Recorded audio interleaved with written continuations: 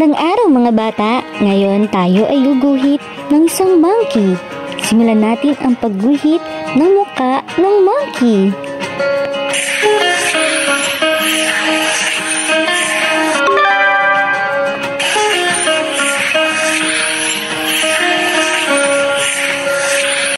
Ngayon naman ay ating kukulayan ang mukha ng monkey.